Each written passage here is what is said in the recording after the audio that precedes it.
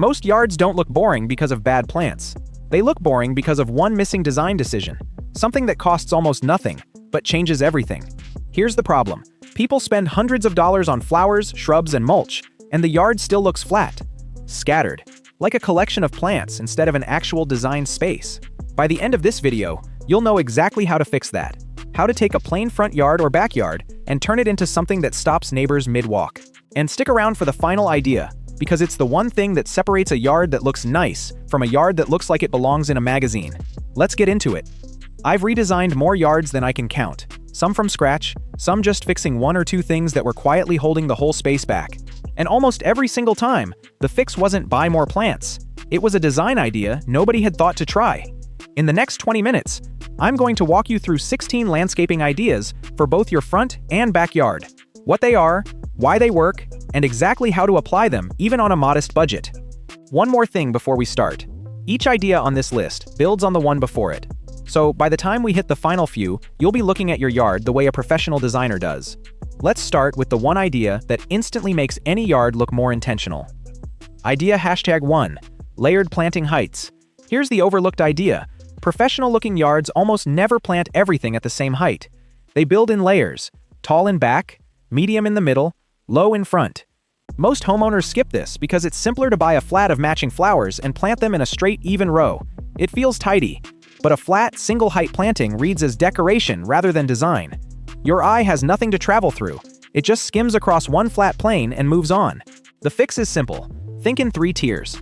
Tall shrubs or small trees at the back, mid-height perennials in the middle, and low ground cover or edging plants in front. The design principle behind this is called visual depth, the same reason a photograph with foreground, midground, and background feels more alive than a flat snapshot. Layers give your eye somewhere to travel. Picture a bare foundation bed with just one row of marigolds, versus that same bed with a small hydrangea in back, salvia in the middle, and creeping thyme spilling over the front edge. Same square footage, completely different impression. Once your layers are in place, the next idea is about connecting all of it, literally, with your feet. Idea #2, defined intentional pathways. Surprising fact, a yard with no clear path actually makes plants look messier, even if the planting itself is done well. People skip proper pathways because grass already technically lets you walk anywhere, so a defined path can feel unnecessary, an extra expense for something you can already do for free. But without a path, there's no visual structure guiding the eye or the feet. Visitors end up cutting across lawns, worn dirt trails form, and the whole space feels undirected. The fix: install a simple path using pavers, gravel, or stepping stones connecting key points, the driveway to the door, the patio to the garden. This taps into a basic wayfinding principle used in architecture. Humans subconsciously feel more comfortable in a space when there's a clear, implied route through it. A gravel path curving gently from the sidewalk to a front door instantly makes even a simple yard feel designed, rather than just planted. And once people can move through your yard properly, the next idea is about giving their eyes somewhere specific to land. Idea #3, a repeating color palette. Here's a myth worth debunking. More flower colors does not mean more beauty. Often, it means more visual chaos. We fall into this because every individual flower looks appealing on its own at the nursery, so we buy whatever catches our eye that day. Reds, purples, yellows, oranges, all in the same cart. The problem is, a yard with 10 random colors scattered everywhere reads as cluttered, not vibrant. Nothing feels intentional. The fix: choose 2 or 3 colors, then repeat them throughout the yard in different plants and different spots. This follows a core design principle called visual rhythm. Repetition is what makes a space feel curated instead of random, the same way a matching color scheme makes an outfit look put together instead of thrown on. A front bed with purple salvia, white alyssum, and silver dusty miller, repeated in 3 separate clusters, looks far more elegant than the same 3 colors scattered as single, isolated plants. Once your colors are working together, there's a totally different dimension of design most yards are missing completely. Height that doesn't come from the ground at all. Idea #4, vertical elements and living walls. Most people don't know this, but vertical greenery can make a small yard feel significantly larger, not smaller, the opposite of what most people assume. We avoid vertical features because they seem complicated, maybe even something reserved for professional installations, so we default to only planting outward across the ground. But a yard that only uses ground-level space wastes an entire dimension. It also means every eye-level view is fences, walls, or empty air. The fix: add a trellis with climbing vines, a vertical planter, or even a simple living wall panel against a blank fence or exterior wall. The principle here is about using all 3 dimensions of a space, not just the floor plan. The same reason a room with tall bookshelves feels more substantial than one with only low furniture. A plain, bare fence with climbing jasmine, trained up a simple trellis, transforms from boundary to backdrop in a single season. Now that we've built up, out, and around, it's time to bring people into the space entirely, starting with fire.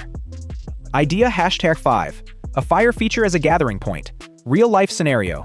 You've got a nice backyard, decent plants, maybe a patio table, but nobody actually lingers there after dinner. That's usually because there's no reason to stay once the meal is over. People skip fire features assuming they're expensive, complicated installations requiring permits and major construction. But a simple fire pit, even a basic portable one, gives your backyard an actual reason for people to sit down and stay, especially once the sun goes down. The fix: add a fire pit surrounded by simple seating, positioned as a clear secondary room, separate from your dining area. This connects to a psychological principle in outdoor design called destination anchoring. Spaces need a focal point that gives people a reason to move toward and settle into them. A backyard with a small fire pit ringed by 4 Adirondack chairs consistently gets used on evenings when an empty patio would have sat completely untouched. And speaking of things that draw people in after dark, there's a feature that works even harder, one that involves sound as well as sight. Idea #6. A small water feature. Here's a fact that surprises people. You do not need a full pond to get the benefits of water in a landscape. A small pondless waterfall or bubbling urn does almost the same job. We assume water features are all or nothing, either a full koi pond or nothing at all. So most people skip the idea entirely rather than start small. But without any water element, a yard misses an entire sensory layer. No movement, no sound, nothing that draws the ear as well as the eye. The fix: install a compact pondless waterfall or a simple recirculating urn fountain tucked into a garden bed. The principle at work is sensory layering. The best designed spaces engage more than one sense at once, and sound is one of the most underused tools in home landscaping. A small bubbling fountain tucked near a patio does more to mask street noise and create a calming atmosphere than almost any amount of additional planting could. Now, once your space has sound and structure, the next idea shifts things towards something a little wilder and a lot lower maintenance. Idea #7. Naturalistic grasses and meadow-style planting. Common mistake in the opposite direction. Some yards are so manicured, so tightly clipped, that they end up feeling sterile instead of beautiful. We over-manicure because tidy has always been marketed as the correct way a yard should look. Clipped hedges, mowed lawns, nothing out of place. But an entirely manicured yard, with no texture variation, can feel flat and impersonal, more like a golf course than a home. The fix: add a section of ornamental grasses or naturalistic, loosely planted perennials that move in the wind and change with the seasons. This follows a design principle borrowed straight from landscape architecture. Contrast creates interest. A wild patch beside a manicured bed makes both areas look more intentional by comparison. A front yard with one corner planted in feather reed grass and purple coneflower, swaying beside an otherwise tidy lawn, instantly reads as more sophisticated than an entirely uniform lawn ever could. And once you've got movement and texture working during the day, the next idea is about keeping that beauty visible after the sun goes down. Idea #8. Strategic outdoor lighting. Surprising fact: most home landscapes are designed entirely for daytime, even though people are often outside enjoying them well into the evening. We treat lighting as an afterthought because it usually gets added, if at all, right at the very end of a project, almost as decoration rather than design. Without it, everything you've built disappears the moment the sun sets. All that layered planting, that path, that fire feature, invisible after dark. The fix: add simple uplighting at the base of a tree or shrub, path lights along your walkway, and one accent light on a key feature like a fountain or arbor.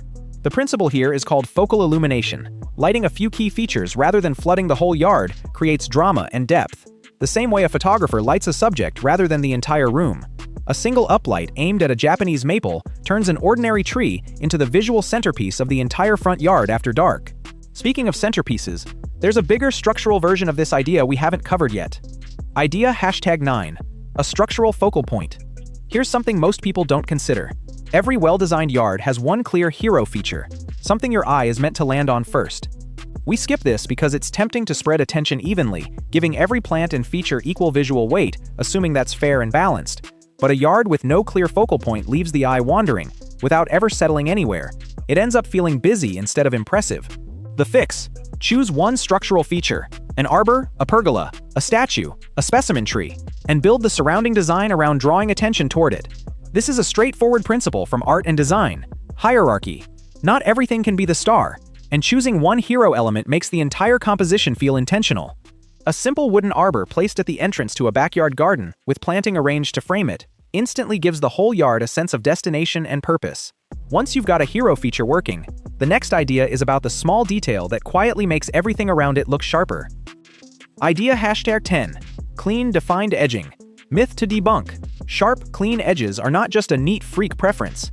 They measurably change how put together a whole yard looks, even if nothing else changes. We skip crisp edging because it feels like a minor, cosmetic detail compared to bigger investments like new plants or hardscaping. But blurry, overgrown edges between lawn and bed make even a well-planted garden look neglected, while sharp edges make even a simple planting look deliberate. The fix: install a physical edging border, steel, stone, or brick, or simply recut your bed lines with a spade every season. This follows a basic framing principle, the same reason a picture frame makes artwork look more finished. The edge defines where the art begins and ends. A flower bed with fuzzy creeping grass blurring into it looks messy no matter how nice the flowers are. The same bed with a crisp cut edge instantly looks professionally maintained. Now, once your beds are sharp and defined, there's a flexible design trick that lets you change your yard's look without touching a single permanent plant. Idea #11. Grouped container plantings. Real-life scenario: you've got a front porch with a single potted plant sitting slightly off to the side. It's fine. It's just forgettable. People use single pots because it feels like the simple, low-commitment option: one plant, one pot, done. But a lone container rarely creates impact. It reads as an afterthought rather than a design choice. The fix: group containers in clusters of 3 or 5, varying the heights and using a consistent color scheme, rather than scattering single pots individually. The principle here is the same rule of odd numbers used by professional stylists and photographers. Groupings in 3s and 5s feel more visually balanced than pairs or single items. A porch with 3 grouped containers, a tall grass, a trailing vine, and a compact flowering plant creates far more visual impact than 5 scattered single pots ever could, using fewer total plants. And once your containers are working as a group, the next idea takes that same seasonal flexibility and applies it to your entire yard. Idea #12. Planning for seasonal color rotation. Here's a fact worth knowing: most yards look great for about 6 weeks a year and mediocre the rest of the time, because they were planted for a single peak season, not for year-round interest.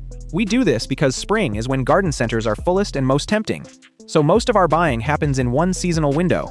The result is a yard that peaks in spring, then fades into a flat green backdrop for the remaining 9 months. The fix: intentionally choose a few plants for each season: spring bulbs, summer perennials, fall grasses or mums, and winter berries or evergreen structure.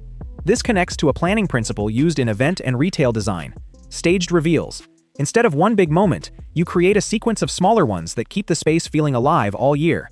A front bed with tulips in spring, coneflowers in summer, ornamental grass in fall, and a red-berried holly in winter never has a truly dead season, unlike a bed planted only for a spring peak. Now, once color is handled across the calendar, there's a privacy question most backyard designs still get wrong. Idea #13. Living privacy screens. Common mistake: putting up a tall, solid fence the moment privacy becomes a concern, without considering a softer, more beautiful alternative. We reach for a solid fence because it's the fastest, most immediate fix. Up in a weekend, problem solved, at least on the surface. But a wall of solid fencing can make a backyard feel boxed in and closed off, even while it's technically doing its job. The fix: use layered hedging, tall ornamental grasses, or a trellis with climbing vines to create privacy that still feels soft and alive, rather than like a barrier. This is a principle of soft enclosure from landscape design. Privacy achieved through living, textured elements feels expansive, while privacy achieved through solid walls feels confining, even at the same height. A backyard bordered by a mixed hedge of evergreen shrubs and ornamental grasses provides the same screening as a fence, while still feeling open and lush rather than boxed in. And once your space feels private, the next idea is about actually giving people a reason to sit down inside that privacy. Idea #14. Creating an outdoor living room. Surprising fact: the backyards people use the most aren't the biggest ones. They're the ones with a clearly defined seating zone that feels like an actual room. We treat outdoor seating as an afterthought because it's tempting to think of the whole yard as one big open space, rather than breaking it into purposeful zones the way we would indoors. Without a defined zone, a patio table just sits in open space, disconnected from everything around it, and people rarely feel drawn to linger there. The fix: define a seating area with a rug, a pergola overhead, planting on at least 2 sides, and comfortable furniture. Treat it like an actual room. just without four walls. The principle here is spatial zoning, the same logic used in interior design. A space feels more inviting when its boundaries are implied, even outdoors. A patio with an overhead pergola, potted plants framing two corners, and an outdoor rug under the furniture feels like a room you want to stay in, compared to the same furniture simply placed on open concrete. Now, with a real gathering space established, there's one more shift that changes the entire geometry of your yard. Idea #15. Curved lines instead of straight ones. Here's something most people don't know. The human eye finds curved lines more relaxing and more natural looking than straight ones, which is exactly why straight-edged beds often feel stiff. We default to straight lines because they're easier to measure, easier to mow around, and easier to plan without much design experience. But strictly straight, rectangular beds can make a yard feel rigid and boxy, especially in a naturalistic garden style. The fix: soften bed edges into gentle curves, and let pathways bend slightly, rather than running in a straight line from point to point. This is a principle borrowed from classic landscape architecture. Curved lines mimic patterns found in nature, while straight lines feel architectural and man-made, and most home gardens are aiming for the former. A backyard bed reshaped from a stiff rectangle into a soft, flowing curve instantly feels more organic, even with the exact same plants inside it. And that brings us to the final idea, the one that ties every single one of these together into something that actually looks cohesive from the street to the backyard fence. Idea #16. One unified design language, front to back. This is the big one. Here's the mistake almost nobody addresses. Most homeowners design their front yard and backyard as two completely separate projects, with no connection between them.